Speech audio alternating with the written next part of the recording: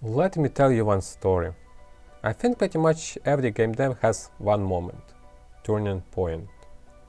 When you decide, I want to make games. I don't actually have a particular moment like this, it was a few. For me, games given to me an experience of a different dimension, a different version of me. In 2018, I started to find my way into cybersport. A few months later, I understand that I don't really like doing it. I still like games, but something is missing. 2 years went by and I get the genius idea. Maybe I can make games instead. And I finally decided that I will start to learn game dev. This was May 2021. Then I have a really interesting decision about choosing a game engine. Like, I heard about Unity and I choose Unreal, because I never heard about it. Another moment was when I played Control in September 2021. For me, this is one of the best games what I ever played. And this game was an amazing inspiration to make my game. The third moment when I was talking with one of my buddies. We were talking about corridor types of games. And I had a thought. This is what I want to make. After that, I started to create ideas for my first game.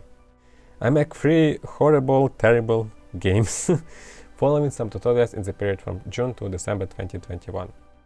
In February 2022, I started to create my game, which at the time has a name First Light, what I still making.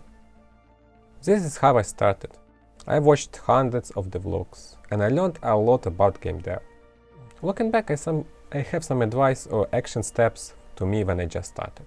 First, you have 2 most important things in game dev: starting creating the game and end it. At first you can make small projects, as I did. First project I ended up within a week, and the second took me about a month. This is important to learn finishing your games, because a lot of people just giving up. After all of this, you have to decide. Continue making games or move to something else. Of course, all the time you will follow a lot of tutorials, really a lot. Okay, the next thing, when you're making a game, you need a people who will test your game. Because when you're making a play your own game, you know how it works. And you consciously or subconsciously try not to break it. That's why you don't have any bugs when you're playing. And bunch when someone else playing. Another thing, you will be always learning. And that's what will make me and you game developers.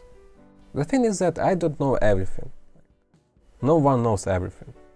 Look at any developers, from indie to AAA, we always looking for something new and we want to innovate. But at first we need to start, just like I did in my first devlog.